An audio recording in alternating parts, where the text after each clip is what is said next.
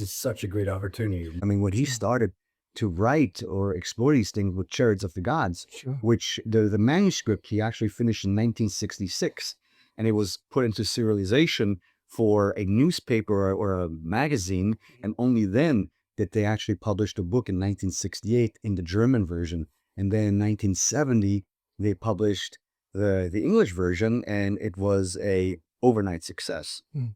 And so, you know, the thing is that Eric is known for Chariots of the Gods, but what many people don't realize, especially in the English-speaking market, that or in the English-speaking world, that Eric has written over 35 books since.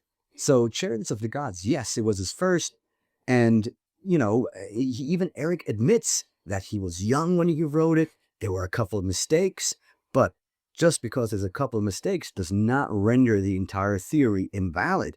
In fact, I think it's wonderful that somebody can admit to their mistakes and say, all right, I made a mistake here, I made a mistake there. In fact, there is a 25-year edition or a 20th year edition of Chariots of the Gods that I have. And will actually tell you the page number exactly where, what, and how. And show me another scientist or another explorer who does that. They just want to stay in their thing. But it doesn't discount or invalidate the theory. Mm. And, just a truly amazing place. It's all, very meticulously organized. And, now they've tried to, or they've actually digitized the archives. With the stuff that can be digitized. And, it's just, and this goes back to the 60s. This is like a lifetime's worth of work. Grew up in Switzerland. My mother is from Austria. My dad is from Greece. But I grew up in Switzerland, and both my grandpa and my great-grandpa, they're from Queens, New York. Oh, yeah. So it's very international. But, growing up in Switzerland, you have 3 official languages. German, French, and Italian. And then there's a fourth, obviously. There's also a fourth official language, but only a few people speak it. I think less than 1,000 or something really dramatic like that. It's Romansh. But growing up in Switzerland, especially in the German-speaking part, it's mandatory to pick a language in school besides English. And so it's one of the official languages. So it's either Italian or French. I chose French. Wow.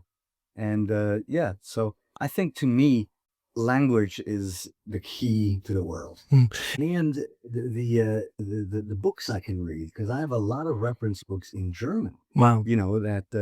And so and therein lies a bit of a challenge, because if you give a reference from a German book, then, you have some people telling you, well, how do we know it's a proper translation? Sure. Well, that is a giant question that we've had since times immemorial, because who knows what has been mistranslated and what hasn't? Because we can prove that mistranslations do exist to this day. Exactly. And here's a little documentary series that, this is really, it's the little engine that could, in a weird way, because we did that first 2-hour pilot, which has become the pilot, as a standalone 2-hour documentary, because it was the 40th anniversary, so to speak, around there of Chariots of the Gods. No, 2008, 2009, 2010. Sure.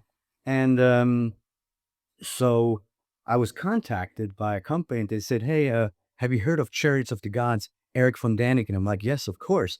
And they're like, well, is he still alive? No, that's not only that, but I publish a magazine with the man. And so, long story short, we made sure that they wouldn't twist our words and things like that. And I have to say, Prometheus Entertainment has done a great job to this day of never twisting or editing your words in a weird way, or that you're taking out context. Because in many shows, especially 10 years ago, not only did they have debunkers on the shows all the time, but also they would completely take your words out of context.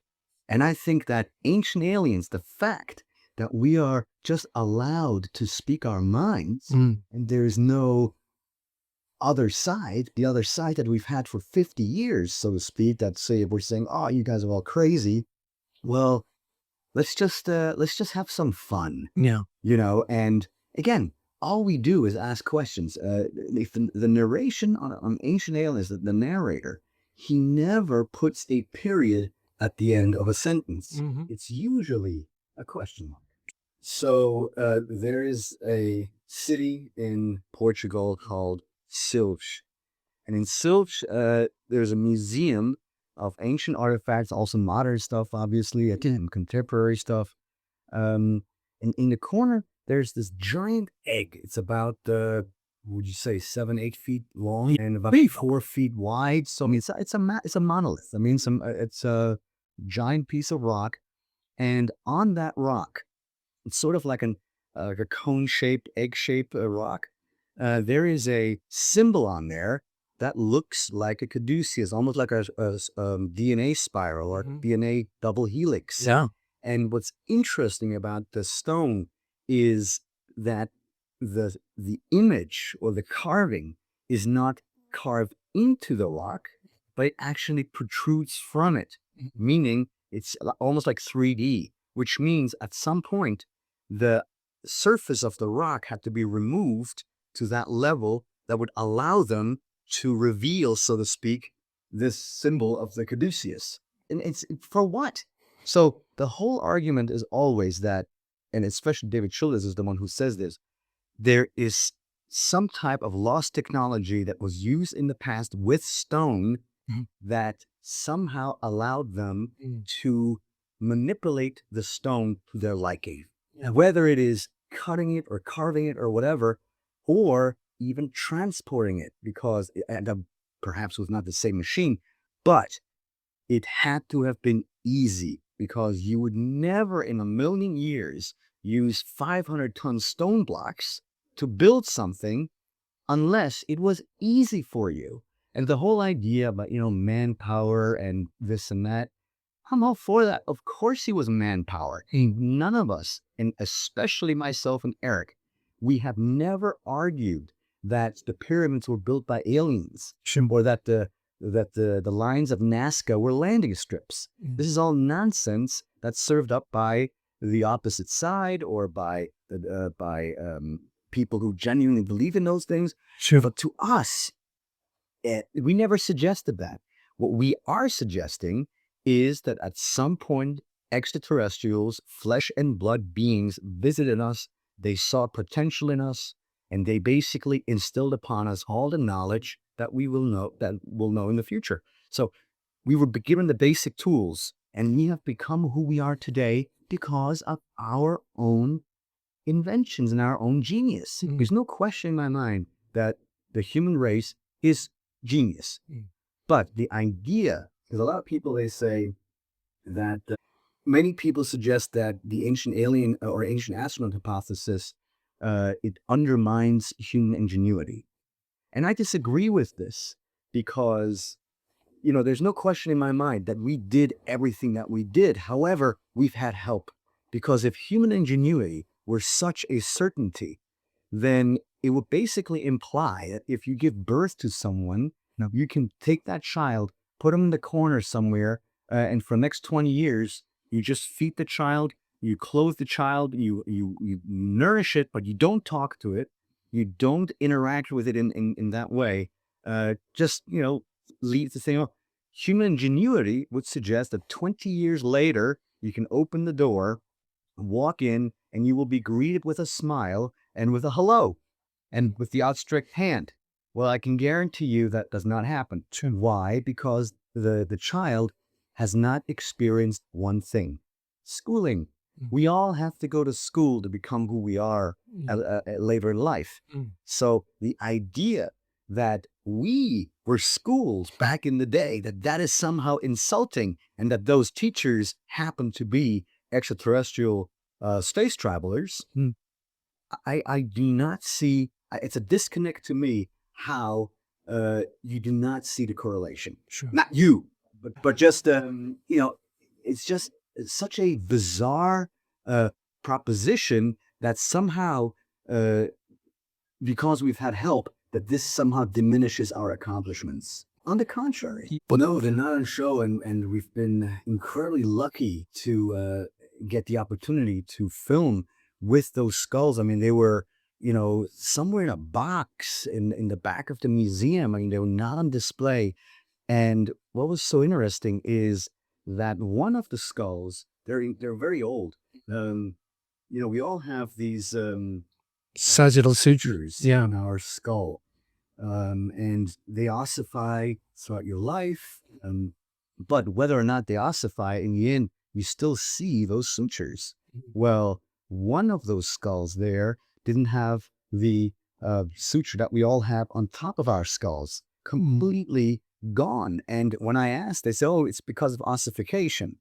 But if you have ossification, which every person has by the end of their life, um, you still see the fine little groove of the suture, and the fact that there's nothing there, and not even under a microscope or under a magnifying glass could you see any traces.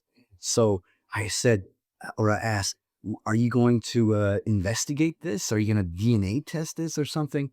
No, we're not interested.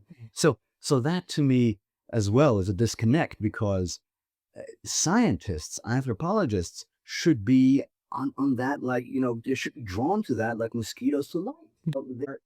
When I went there, the production team told me that there were going to be big elongated heads. Okay. And I had never heard of that. So, and I'm pretty tuned into where's what. So I was curious. I was like, maybe this is something that is new and this is really cool.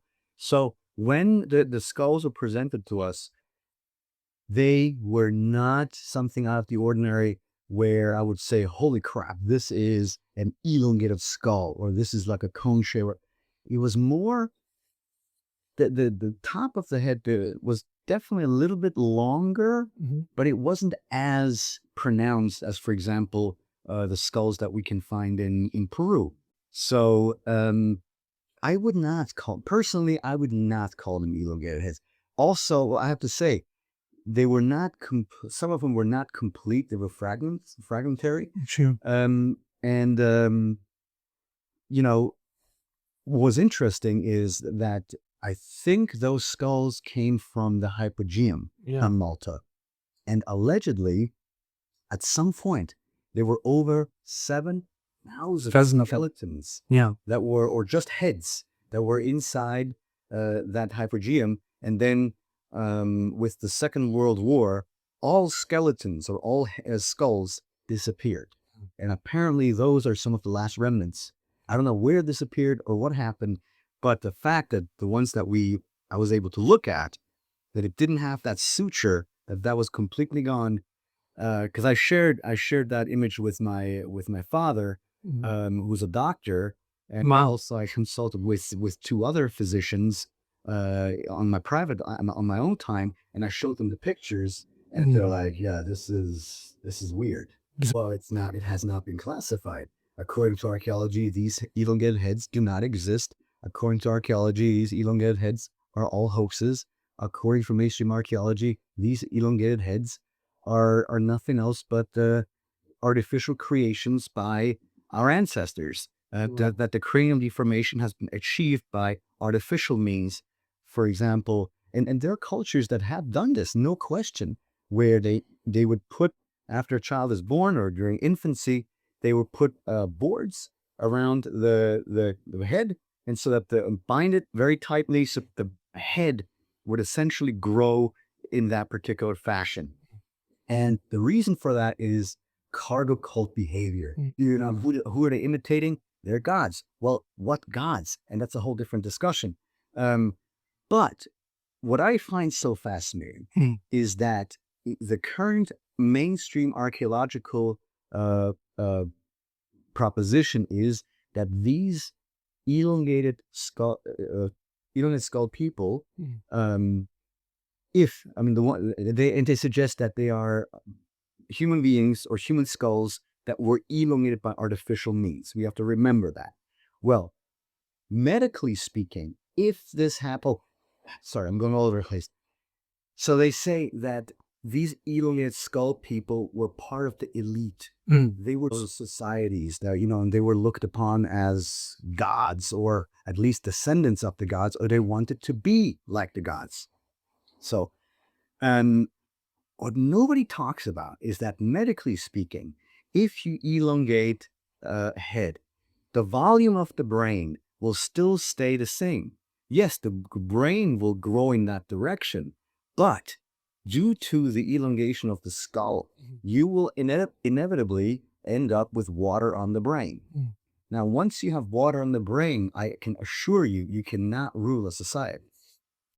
So, I mean, this is just a medical fact. And so it's all this stuff that's being proposed by, wonderful people, but nobody questions it. No.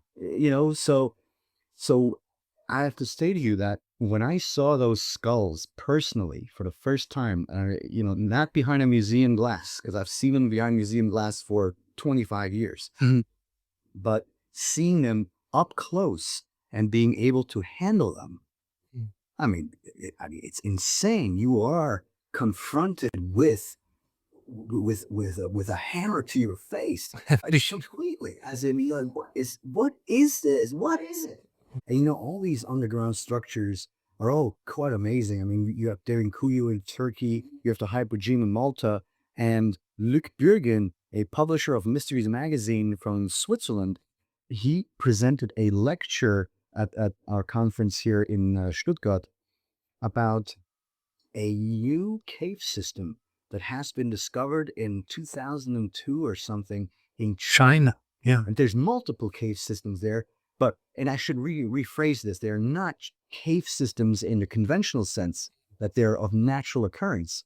They're a system of giant chambers that have been artificially hewn out of the bedrock, deep in the ground. And 46 different chambers just in one tunnel system alone. I think he said there's like 12 different chamber systems all over the place, and everything artificial. Most of the stuff is now still underwater or filled with water because it's an area with rivers and rainwater and things like that. So they're trying to get the funding for further excavations to open up other tourist attractions or other tourist places for people to attend. Because it's magnificent. I mean, you go straight into the ground, into the bedrock, 15 degrees Celsius year round, whether it's, 30 degrees Celsius outside in the summer or 2 degrees in the winter outside, it's always temperature of the earth. It's 15 degrees Celsius. So, it's just an amazing bit. But why did they build it? Not a single piece of writing. No tools, no bones, nothing was found. I mean, they look like giant industrial halls.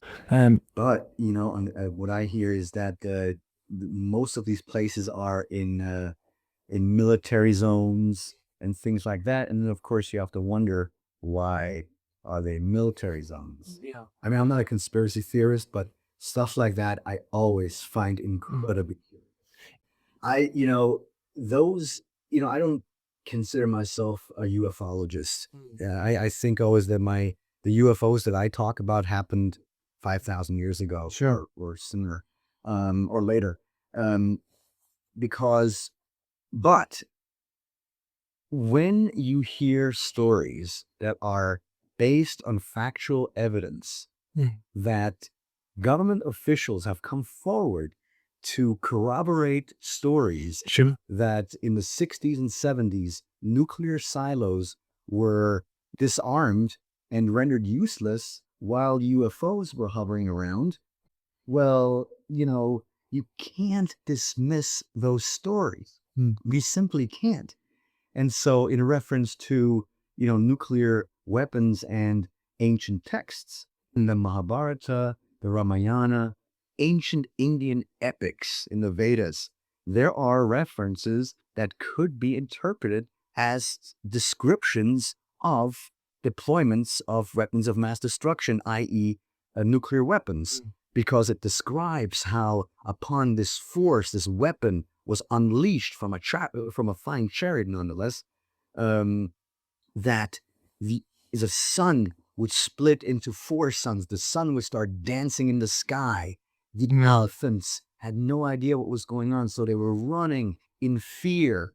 And after the big explosion or after the big light, silence overfell the land. And after that, the water was contaminated. People's hair started to fall out and they started to have boils on their skin. This is all described in ancient Indian texts. And, that is nothing else to me but a description of potential description of nuclear fallout, radiation fallout. Sure. And, if a society is not shielded or if a person is not shielded from radiation, well, your hair falls out. You have boils on your skin.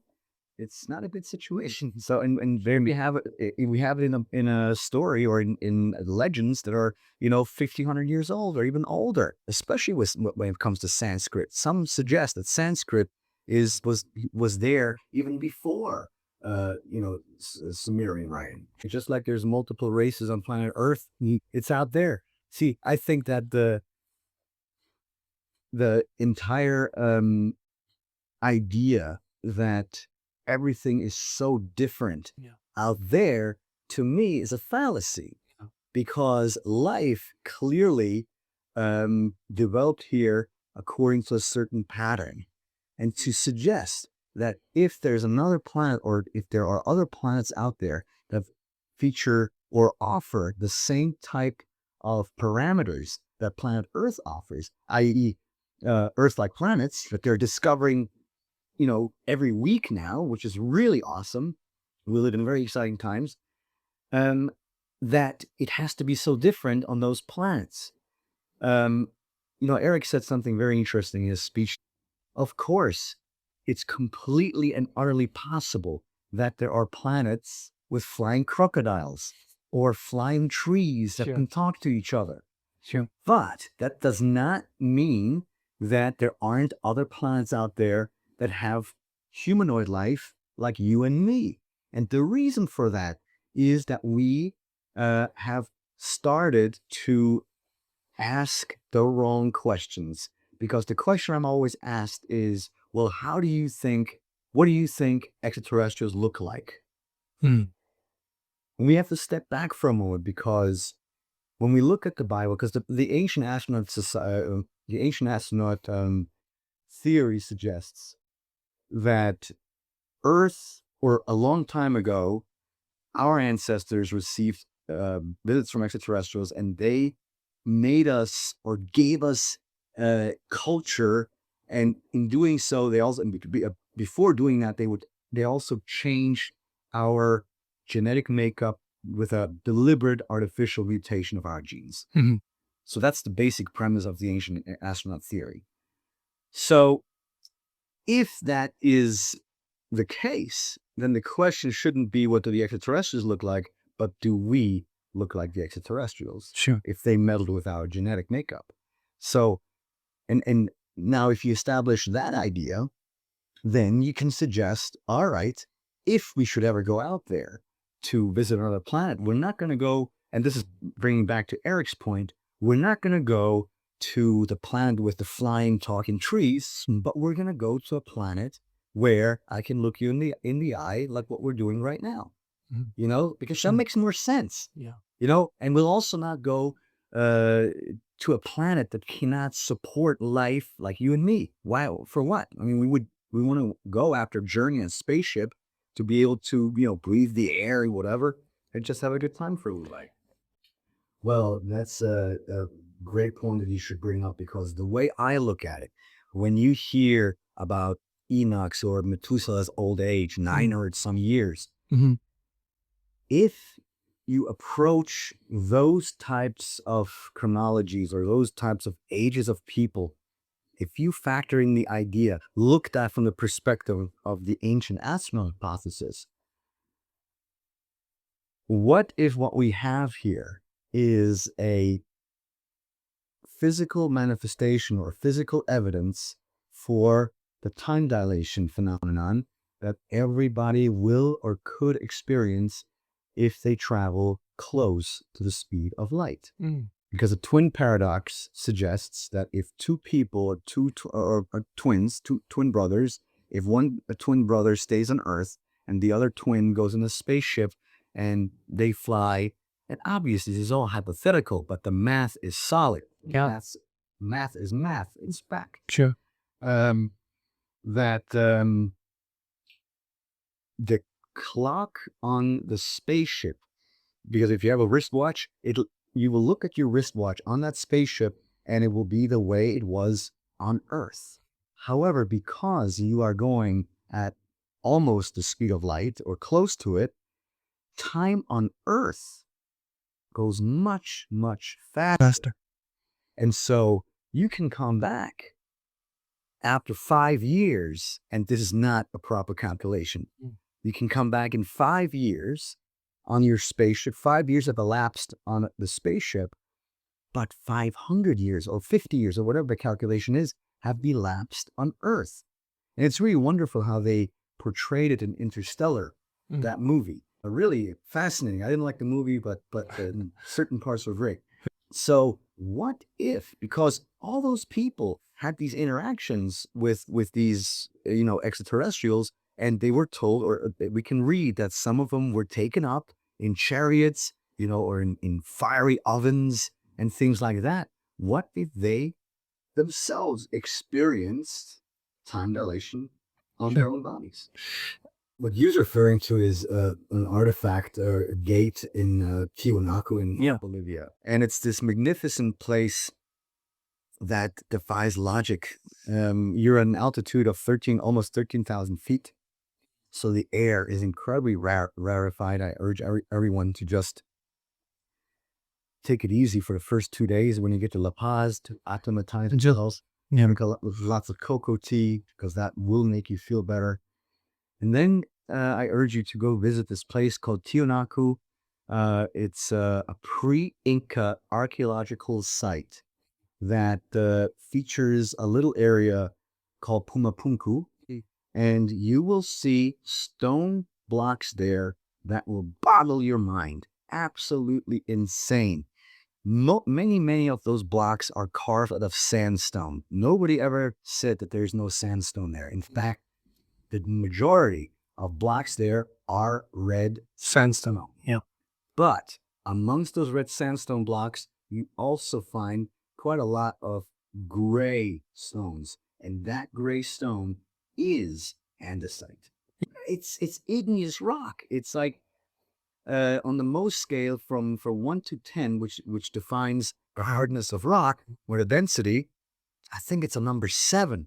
And the only thing, and so the question is, how were these blocks cut?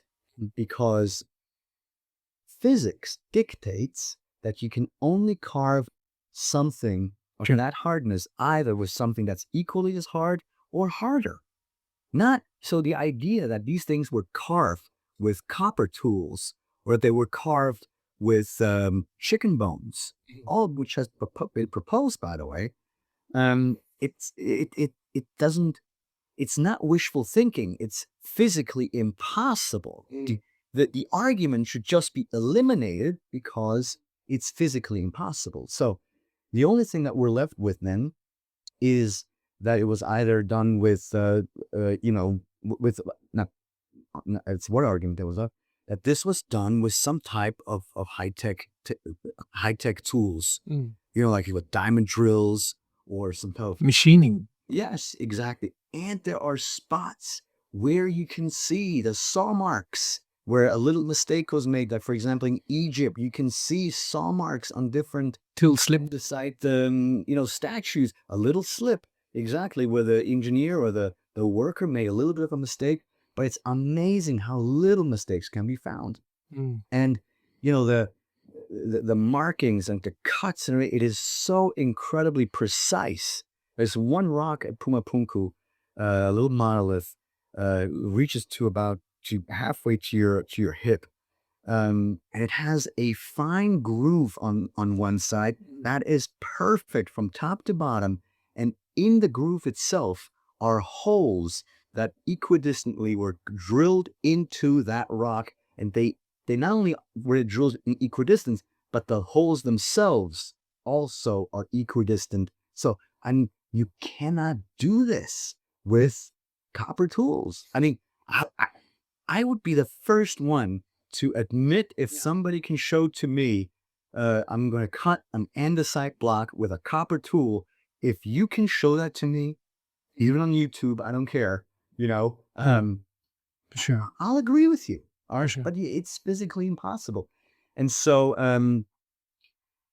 what's interesting at Tiwanaku is that this gate has all these different glyphs. Not hieroglyphs. I misspoke. Skeptics. I misspoke. It happens. So there are these glyphs, and multiple mainstream archaeologists, like Arthur Poznansky, for example, they have attempted to translate what was going on, and they came to the conclusion that some of this stuff that they talk about is so far out that they talk about thousands of years in the past where, you know, something happened and that this place was a place of worship and that developed over time because something happened and, really crazy stuff. All right. And by the way, I have to take back, they're not glyphs. They're just symbols or images. And through the addition and subtraction and multiplication of those different symbols or carvings, they then determined that it's a calendar, according to their idea, or the Poznansky's idea, and that the date of the calendar goes back 28,000 years. But that is not accepted. Now, do I know for a fact it's 28,000 years? No, because I'm not a mathematician, and so I did not make those calculations, but I will trust an archaeologist if they come up with stuff like that. And so now the really cool thing is, which would, in my opinion, corroborate the 28,000-year-old question or 28,000-year idea or proposition, when I think it was season 4 or season 3 of Ancient Aliens, we were able to cut a stone from Pumapunku to see what would happen if we cut it with laser. Because a lot of people, they wonder how is it cut, and many times they propose laser technology. And I'll be honest with you, I personally never subscribed to the laser cutting idea. But when I was approached to have it tested, cut a rock with a laser, of course I said, yes, let's do it right away. Let's see what the result is. And it was quite revealing, because we went to Christopher Dunn, he's a power plant. We went to his shop, and he's a mechanical engineer. And in real life, well, he retired recently, but in real life, he used to build precision airplane planes. Space age. Yes. So really, really, the guy knew his stuff, and so did his staff and his coworkers. I mean, they were all, smart, bright people. That's fantastic. He's a great guy. And so we put that piece, we used a $750,000 laser, and really privileged and honored to be able to use that thing. And we put on our protective glasses, and we're all standing around with the cameras rolling. So he turns on the machine, and the laser comes out and just does its thing. You can see it cut through the rock, sparks flying and this and that. And Chris Dunn, of course, he's just standing with a smile, because he too doesn't agree that lasers were used at Pumapunku or anywhere in the world for that matter back in the day, that some other technology might have been used or was used, it was. But he already knew what the result was going to be after that laser cut. So the thing fell off.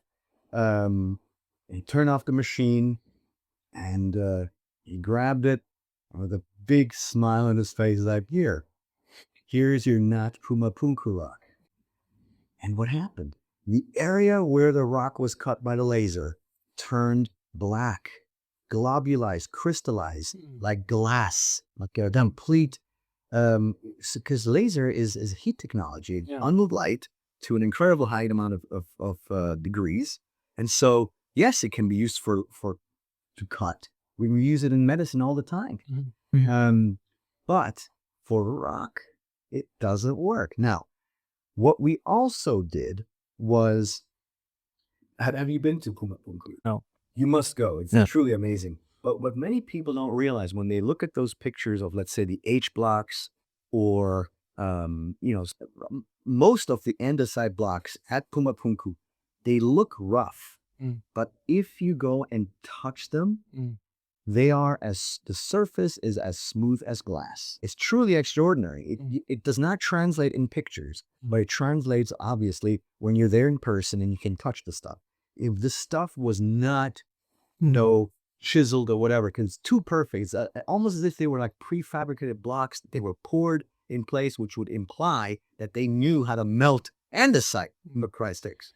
So what he then did too is he used a diamond drill to cut also another part of the Pumapunku rock. And sure enough, the side of the rock that was drilled with or cut with a diamond drill was very smooth, almost like the actual original Pumapunku side of the rock. But the Pumapunku side of the rock was, even though it's smooth, it was as porous. It was porous and it looked weathered. The newly cut side with the diamond drill or with the diamond cutter was perfectly smooth, really amazing. I mean, truly like steel almost. And so I looked at this and I was like, wait a second. What if Pumapunku really is 28,000 years old? Because what if it was done with diamond drills or whatever, due to the erosion and the weathering, it turned into whatever it is today? And I asked that to Christopher Dunn, and without hesitation, he said, yes, that is a possibility, even though he didn't like it. He didn't like it. And I take that back, Chris.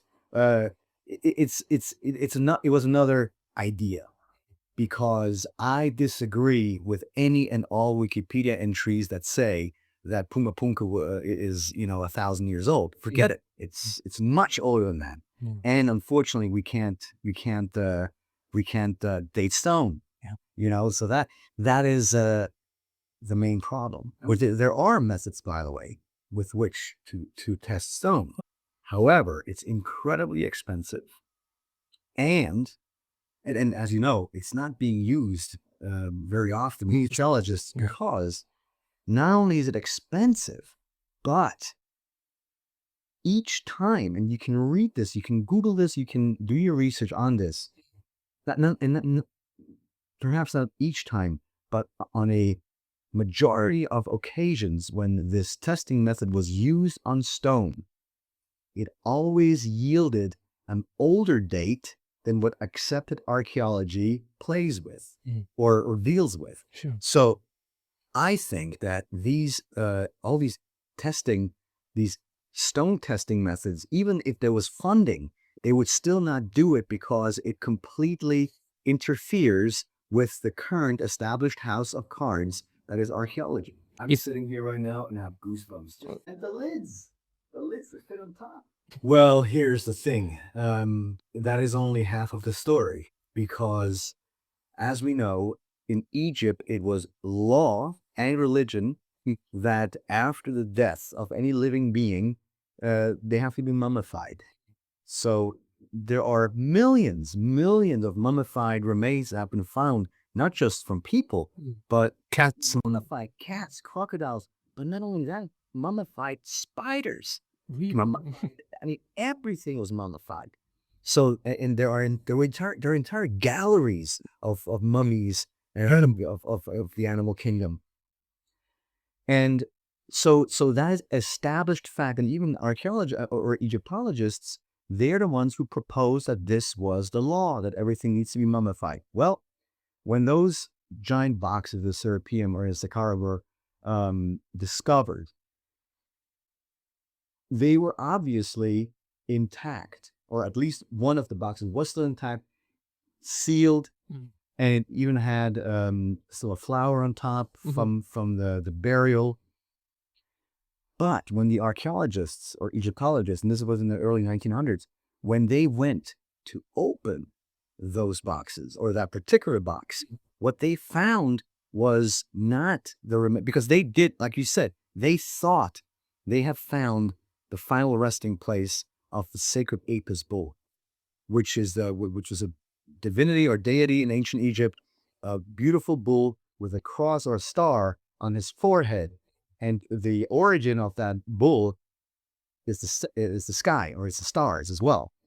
So they thought that they had finally found one mummy of bull, and so in front of the press, they opened that box, and much to their surprise, they didn't find any mummy in there, but a black, stinky mess, bitumen, with ground up bones of unknown animals, of just fragmentary parts of bones, fragments of bones. And what does it mean? What is this? This is completely against Egyptian law at the time. So the idea that Eric von Daniken has proposed is that, what if those stories of these hybrid beings back in the day, half animal, half man, what if they were true, that those were genetic creations, experiments by the extraterrestrials? And once or after the extraterrestrials left, the priesthood that was left in Egypt, they were told that, you can't mess with these animals while we're here. But now that the extraterrestrials were gone, the priests thought, you know what? We don't want these things around. We don't want them to come back. What I didn't establish is the reason why everything was mummified is so that for the afterlife, and also for resurrection in future, in case, so that the bodies would be preserved. So what if their belief was such that after those animals died, that instead of mummifying them, which they quote unquote should have done, they were like, no, these are too terrifying. They're monsters. We don't want that anymore. And so they made sure after they died, to Seal them up and put them into that massive bit, and put a 70-ton lid on top of it, just to make sure that whatever creatures these were, that they would never come back. Oh. Now, this is a fantastical idea. I agree. It sounds like science fiction, but if you know the topic, if you know the parameters, and if you know all the actors that you're dealing with in this whole play of that was ancient Egypt, and at the context, thank you, then all of a sudden it starts to make sense. You just have to accept it. I mean, that's the whole thing with anything anyway. Yeah. You have to be open-minded. We are no longer open-minded. We think we have all the answers to everything, and the truth of the matter is we don't. No. I don't know. The History Channel is now moving Ancient Aliens back from H2 to the History Channel, and they're now debating whether they should bring back In Search of Aliens to the History, or still in H2. It's all in the works. I don't know. Sure. It has not yet been renewed, so we'll see what happens.